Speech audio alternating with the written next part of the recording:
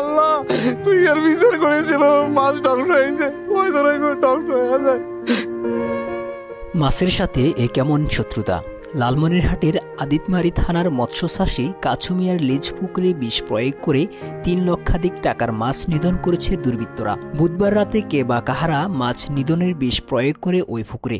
পরে মাছ মরে পচে বেশি উঠলে এলাকাবাসী জড়ো হয়ে তা কুড়িয়ে নিয়ে যায়।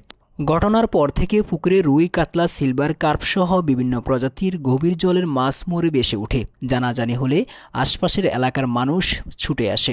অনেকেই পচে যাওয়া এসব মাছ সংগ্রহ করে নিয়ে যায়।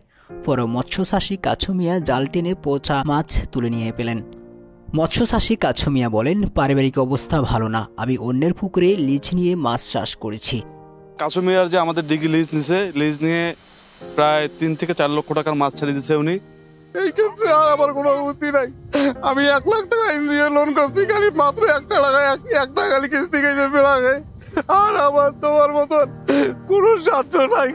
কে যে আমাকে এই বারটা মারলো, আল্লাহ তুই এর বিচার করেছিল, মাছ ধ্বংস হয়েছে, ওই ধরে ধ্বংস হয়ে যায়। মাছ চাষ ও ইটের ব্যবসা করে সংসার চলে তার। এনজিও থেকে ১ লক্ষ টাকা ঋণ ও নিজের জমানো সহ মোট ৩ লক্ষ টাকা মাছ চাষের পিছনে ব্যয় করেন। এভাবে পুকুরে মাছ নিধন হওয়াতে নিঃস্ব প্রায় কাছু মিয়া। আমার ৩টে ছেলে, আমি অশিক্ষিত একজন অশিক্ষিত, আমার কোনো লেখাপড়া নাই।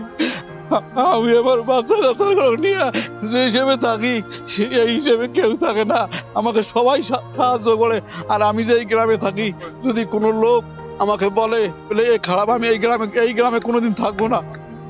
এই ঘটনায় মৎস্যচাষী কাছু মিয়া বাদী হয়ে কয়েকজনকে অজ্ঞাতনামে আসামি করে থানায় অভিযোগ করেন।